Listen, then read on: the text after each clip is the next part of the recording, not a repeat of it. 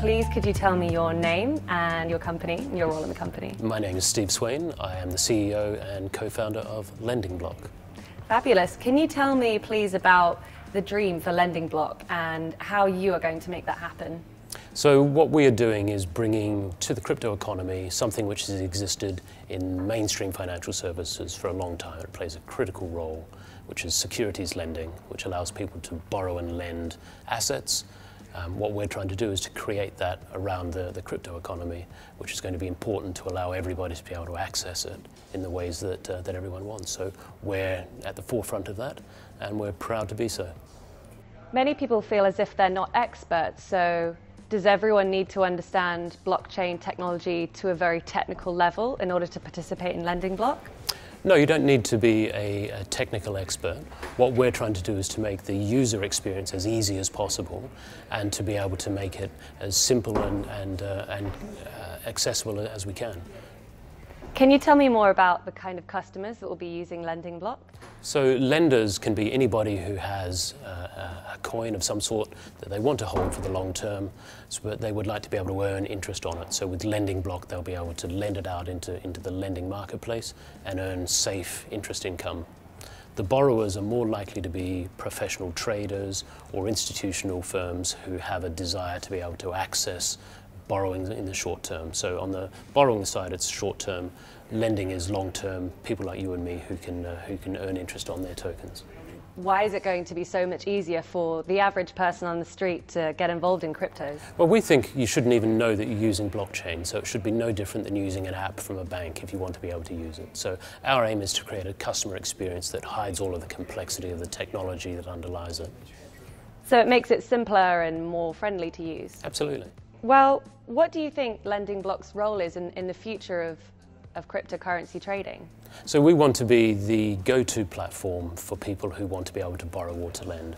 And we want to be trusted by everybody because of the reputation of the team, because of our approach to being transparent and being regulatory compliant. But we also, as I said, want to make it as easy as we can. So if we've got the ability to be able to provide a service in a way that is simple to use and that we're clearly trustworthy, we think that it's going to be a very popular service.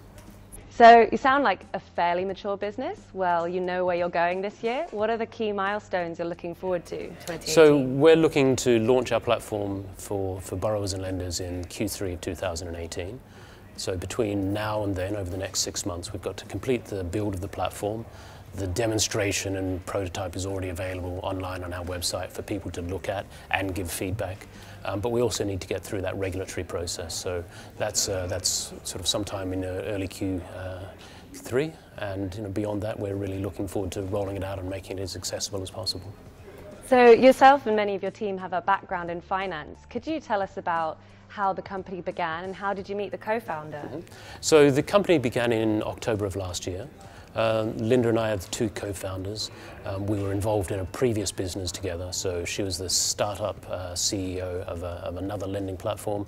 I was an advisor, and at the end of that process we said, what are the new opportunities? And crypto we saw as a great opportunity. We were both sort of blockchain enthusiasts, and we saw a real opportunity to create this kind of platform for crypto assets. Your trades will be based on smart contracts. That's a secure aspect of it.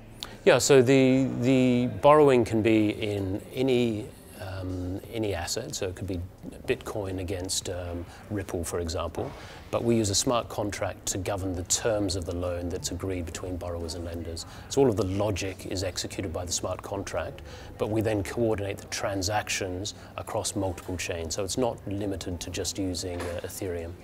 Do you see Lendingblock potentially interacting with crypto havens as different nations struggle to keep up with making laws as the technology develops?